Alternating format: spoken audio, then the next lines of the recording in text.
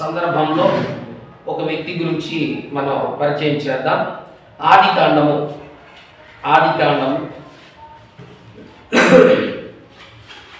39వ అధ్యాయంలో ఒక వ్యక్తి మనకు అక్కడ కనిపిస్తాడు. ఆదికాండం 39వ అధ్యాయంలో యోసేపు అనే ఒక వ్యక్తి మనకు కనిపిస్తా ఉన్నాడు. 1-2 వచనాలు 5వ వచనం వరకు నేను మాట్లాడి ముగించేస్తాను. యోసేపును ఐగుప్తునకు తీసుకొని వచ్చినప్పుడు ఫరో యొక్క ఉద్యోగస్తుడును రాజ సంరక్షక సేనాధిపతియునైన పోతీఫెరను ఒక ఐగుప్తియుడు అక్కడికి అతన్ని తీసుకొని వచ్చిన ఇష్మాయేలు యొద్ద అతన్ని కొనెను. ఈ పాయింట్ నుంచి యెహోవా యోసేపునకు తోడై ఉండెను గనుక అతడు వర్ధిల్లుచు తన యజమానుడగు ఆ ఐగుప్తియుని ఇంట ఉండెను. చాలు. దయచేసి ఇక్కడ మనం గమనించవలసినటువంటి విషయం ఏంటంటే యోసేపు అనే ఒక వ్యక్తి మనకు కనిపిస్తా ఉన్నాడు. అతని యొక్క చరిత్ర మనం ఆదికాండంలో దీనికి 2 అధ్యాయాల ముందు నుండి ప్రారంభమైంది. ఎందుకంటే అన్నదమ్ముళ్ళ మధ్య మరి అతను జీవిస్తూ ఉన్నప్పుడు అన్నదమ్ముళ్ళు అతన్ని కొట్టి గోతిలో పడవేశారు. ఎందుకంటే అలాంటి సందర్భంలో ఈయన ఐగుప్తీయులకు తీసుకురాబడ్డాడు. పోతీఫెరా అనేటువంటి మరి ఆ యొక్క వ్యక్తికి మీరు ఏం చేశారంటే అమ్మేశారు. అక్కడ మనం చూస్తా ఉన్నాం. పోతీఫెరా ఒక ఐగుప్తీయుడు అనేటువంటి ఒక ఆయన ఉన్నాడు. భార్య పోతీఫెరా అనేవాడు అనే అతను ఆ పురుషుడే. ఇతనికి అమ్మేశారు. అయితే ఈ వ్యక్తి అక్కడ పెరగడం ప్రారంభిస్తా ఉన్నాడు. కొన్నిసార్లు మనల్ని అందరు ఏం చేస్తారంటే కొడతారు, తిడతారు, పోరా ఇంట్లో నుంచి అంటారు. అందరు నెట్టేస్తారు. అలాంటి పరిస్థితుల్లో దేవుడు యోసేపుకు తోడై ఉన్నాడు. ఎందుకంటే యోసేపు చాలా భయము భక్తి కలిగినవాడు. చిన్నప్పుడే దైవ దర్శనాలు కలిగినవాడు. దేవుడు కలలు దర్శనాల ద్వారా యోసేపుతో మాట్లాడినటువంటి విషయాలు మనం ముందున్న అధ్యాయాలు తెలుసు. ఇక్కడ పాయింట్ ఏంటంటే ప్రతి ఒక్కరు మీ పిల్లలు మీ కుటుంబంలో ఒక యోసేపు వలె ఉండాలి. వర్ధిల్లాలి అంటే, దేవుడు దీవించాలి అంటే వారు ఏ ప్రాంతానికి వెళ్ళినా, ఒకవేళ నెట్టివేయబడినా, ఒకవేళ ఊరు మొత్తం త్రోసేసిన, ఒకవేళ వీడు పనికిరానోడు అని అన్నా, ఇక వీడు వేస్ట్ అని అన్నా, దేవుడు కానీ తోడై ఉంటే మాత్రం అతను వర్ధిల్లుతాడు. ఒకసారి అందరూ కూడా చెప్తాం హల్లెలూయా. యోసేపు జీవితంలో దేవుడు తోడై ఉన్నాడు. ఈరోజు చాలా మందికి దేవుడు ఎలా తోడుగా ఉంటాడు? నేను ఇన్ని బాధలు పడతా ఉంటే, ఎక్కి ఎక్కి ఏడుస్తూ ఉంటే నాకు అసలు దేవుడే లేడు. మరి దేవుడు లేదా దేవుడు ఉండేదా? ఈరోజు చాలా మంది ఈ బాధలేంటి, ఈ కష్టాలేంటి అని తల గోక్కునే వాళ్ళు ఉన్నారు. మధ్యాహ్నం తలలో చేతులు పెట్టి ఏంటిరా బాబు అని చెప్పి ఇలా అనుకునే వాళ్ళు ఉన్నారు. వేదన పడేవాళ్ళు ఉన్నారు. ఎందుకంటే మన కన్న తండ్రి మనల్ని పోషించేటువంటి తల్లిదండ్రులు ఒకవేళ భూమి మీద ఉండొచ్చు. ఎందుకంటే ఆయన గొప్ప దేవుడు. ఒకసారి చెప్తాం అందరూ కూడా హల్లెలూయా. నా తల్లియు నీవే వచ్చిన పాట అందరూ కూడా ఏసని మైపరచండి. ఎందుకంటే ఆయన మన తల్లి, ఆయనే మన తండ్రి. ఎందుకంటే మనకు అండ ఆయన. ఈరోజు ఎవరు లేకపోవచ్చు మీకు. నా తల్లియు నీవే, నా తల్లియు నీవే, నా తల్లి తండ్రి నీవే యేసయ్యా.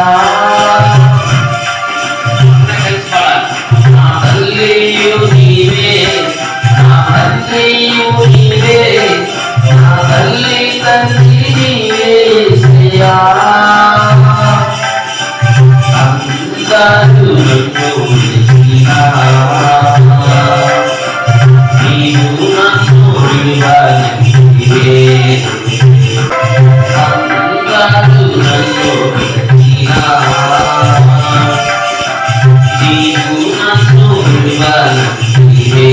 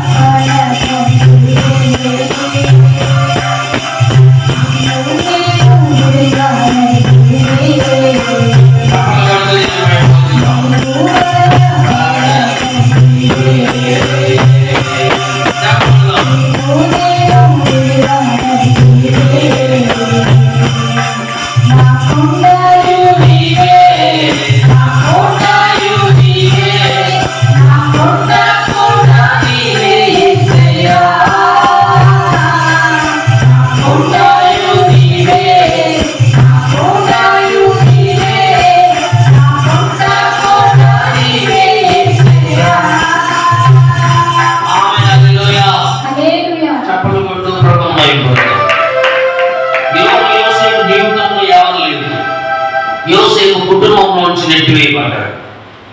యోసేపు అన్నదమ్ముళ్ళు వారికి ఉన్నటువంటి వాళ్ళే సొంత వాళ్ళే నెట్టేశారు, గోతులో పడవేశారు. గోతులో పడిపోయినటువంటి ఆ యొక్క యోసేపు జీవితం ఎక్కడికి ప్రయాణించబడిందంటే ఐగుప్తు దేశం ఉన్న పొతీఫెర అనేటువంటి ఒక వ్యక్తికి అమ్మివేయబడ్డాడు. దేవుడే ఆ యొక్క యోసేపును అక్కడికి నడిపించాడు. ఎందుకంటే యోసేపుకి దేవుడు తోడుగా ఉన్నాడు. చెప్పండి. ఈ రోజు నీ పరిస్థితులను బట్టి, నీకున్నటువంటి ఇబ్బందులను బట్టి నిన్ను కూడా అందరు నెట్టేయచ్చాడు. నిన్ను కూడా అందరు వేసి పక్కన పెట్టుండవచ్చు. నిన్ను కూడా నీ జీవితం పనికిరాదని అని ఉండవచ్చు. ఇక నీ జీవితం అయిపోయిందని అనవచ్చు. కానీ దేవుడు నీకు తోడుగా ఉన్నాడు. దేవుడు నీకు అండగా ఉన్నాడు. ఎందుకంటే ఆయన తోడుగా ఉన్నాడు కనుకనే యోసేపు జీవితంలో ఫలించడం ప్రారంభించాడు, వర్ధిల్లడం ప్రారంభించాడు. అక్కడ నమ్మకస్తుడిగా ఉన్నాడు. దేవుడు ఆ ప్రాంతంలో యోసేపుకు తోడుగా ఉండి ఫలింపజేశాడు. సార్ అందరూ చెప్తున్నా హల్లెలూయా. రెండవ వచనంలో మనం చూస్తా ఉన్నాం, అతడు వర్ధిల్లుచు తన యజమానుడు ఐగుప్తుని యొద్ద నుండెను. వర్ధిల్లుతున్నాడు. ఈరోజు దేవుడు ఒక ప్రాంతానికి నెట్టివేయబడ్డావంటే, ఒక నష్టంలో నువ్వు వెళ్ళిపోయావంటే, ఒక బాధలో నిన్ను ఎక్కడికో నువ్వు ఉన్నావంటే నీకేదో మిరకల్ చేయబోతున్నాడు, ఏదో అద్భుతం చేయబోతున్నాడు. ఈ బాధను బట్టి ఇదిగో నిన్ను దేవుడు నీ యోసేపు ఎప్పుడు విడిచిపెట్టలేదు. అదొక గుర్తుపెట్టు. ఎన్ని సమస్యలు వచ్చినా, వేదనలు వచ్చినా, సంఖ్యలతో ఆయన్ని చెరసాల్లో వేసిన, బొండ బిగించి ఆయన బంధించేసిన, ఆయన ఏడుస్తూనే ప్రభు దగ్గర మొరపెట్టాడు. ఈరోజు మన జీవితాల్లో ఎన్ని వచ్చినా నా దేవుడు నాకు తోడుగా ఉన్నాడనే విశ్వాసంతో మీరు ప్రయాణించారు. మీరు ఏ కష్టంలో ఉన్నా, ఏ బాధల్లో ఉన్నా, ప్రభు నాకు తోడుగా ఉన్నాడు. నా కొండ అండ ఆయనే, నా సమస్తం ఆయనే, నన్ను పైకి లేవనెత్తగలిగిన దేవుడు ఆయనే, వర్ధిల్ల చేసేది ఆయనే.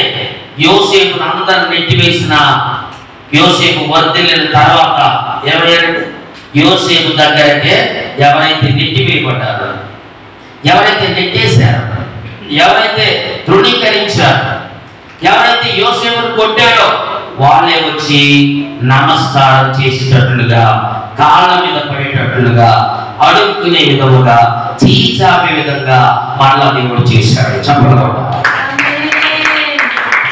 దేవుడు నమ్ముకున్నటువంటి మనకు దేవుడు ఆ యొక్క నెట్టివేయబడిన వాళ్ళే వస్తారు. మళ్ళీ ఆ త్రోసేసిన వాళ్ళే నీ కాళ్ళు పట్టుకుంటారు. ఎవరైతే నీ జీవితాన్ని అవసరం లేదు అంటారో వాళ్ళే వచ్చి మళ్ళీ బ్రతిమలాడి వాళ్ళు సాష్టాంగ నమస్కారం చేసేటువంటి ఆ కృప దేవుడు ఇస్తాడు. కారణం యోసేపు నమ్మకస్తుడు. యోసేపు దేవుని విషయంలో ప్రార్థించేటువంటి వాడిగా ఉన్నాడు. నమ్మకముగా యథార్థవంతుడిగా ఉన్నాడు. ఏ పాపానికి బానిస కాలేదు. కొద్దిగా భార్య విషయంలో కూడా పాలిపోయాడు.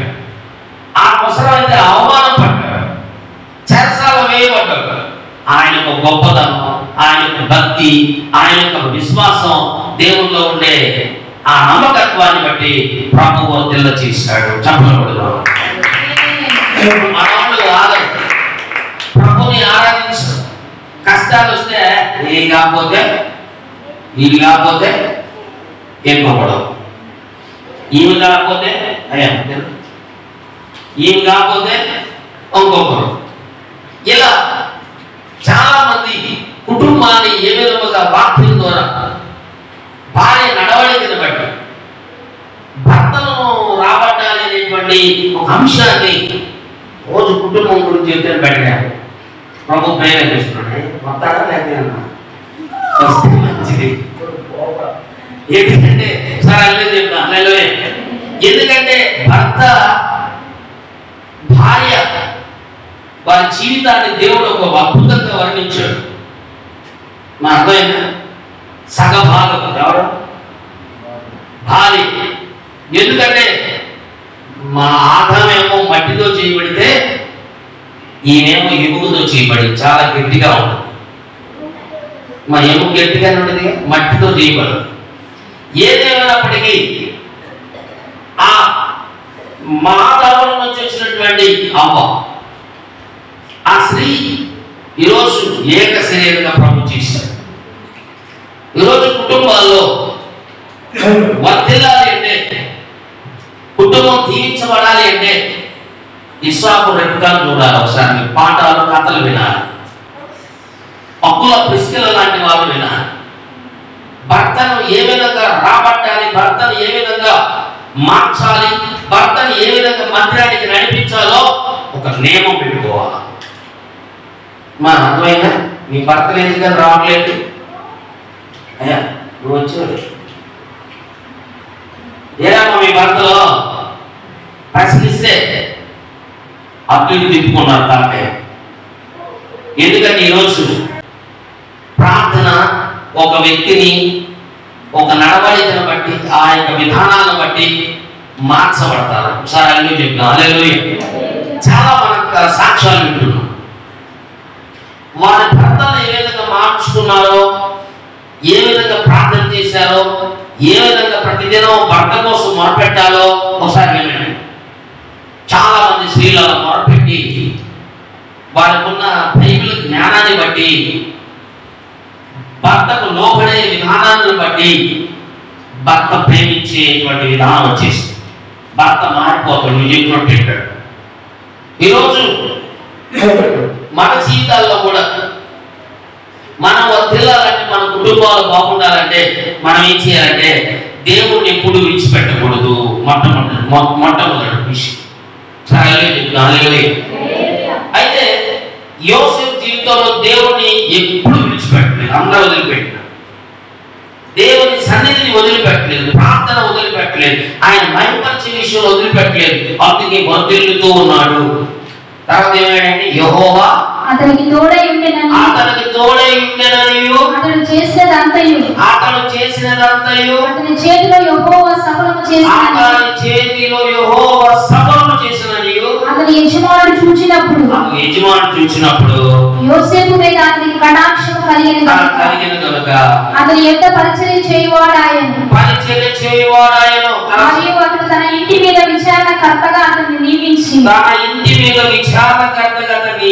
తనకు కలిగినదంతయు అతని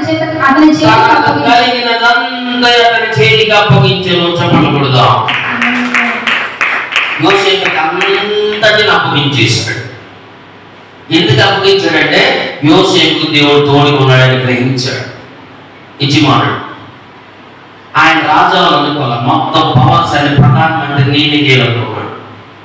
అది ఎవరి కటాక్షం తెలుసా? దేవుడు తోడుగా ఉంటే ఎవరైనా నిన్ను అన్నిటినీ చేస్తాడు, అన్ని ద్వారాలు తెరవబడతాయి. అసలు దేవుడే తోడుగా లేకపోతే పాయింట్ అర్థం చేసుకో.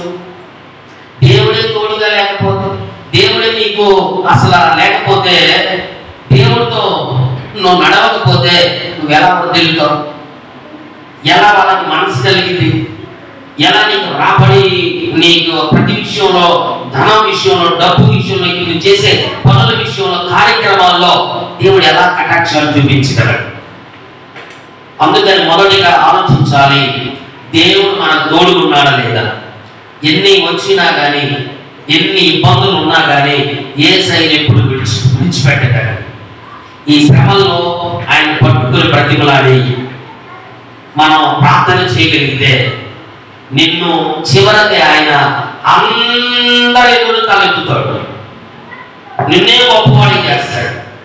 ఎందుకంటే దేవుడి కోసం నువ్వు నిలబడ్డావు కాబట్టి, ఆ సమస్యలు తట్టుకున్నావు కాబట్టి, అవమానాలు తట్టుకున్నావు కాబట్టి. ఈరోజు ప్రతి విషయంలో యవనస్తులు కానీ, కుటుంబీకులు కానీ, ఎవరైనా మీ కుటుంబాల్లో మీకు ఏ సమస్య ఉన్నా దేవుడి మీద ఆధారపడండి.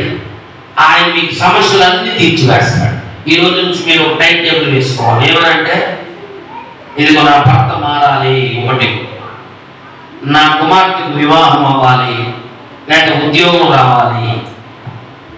టైం టేబుల్ వేసుకుని ఒక గంట సేపు వాళ్ళ కోసం ప్రార్థన చేయండి. మార్పు వచ్చి వాళ్ళ కోసం కన్నీరు పెట్టండి, వాళ్ళు మారిపోతారు. ప్రార్థన పరిస్థితులు మార్చిందని వాక్యం ఉంది. ప్రార్థన వలన ఏదైనా దేవుడు చేస్తాడు. నా యొక్క విశ్వాసం నుంచి మీరు అడగమన్నాడు, మీకు ఏది ఇష్టమో నేను ఇస్తాను. ఈరోజు నువ్వు ఎక్కడికి వెళ్ళిన నీ భవిష్యత్తులో నీకు మంచి పరిస్థితులు రాకపోవచ్చు. అవి రావట్లేదంటే ఏమి శక్తులు, సాతానులు ఏదో ఆపేస్తాయి, నిన్ను బాగుపడనివ్వకుండా. వస్తానే ఉంటావు మంచిగానే, నువ్వు దేవుడు ఉండాలనుకున్నప్పుడు నిన్ను అడ్డుపడతాడు.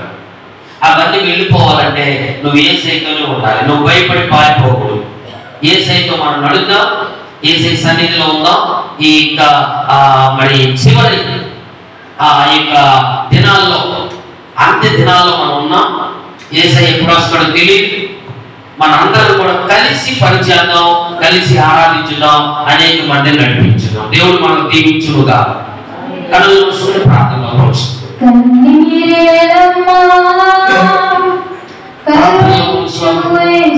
నిన్ను విడువబోడమ్మా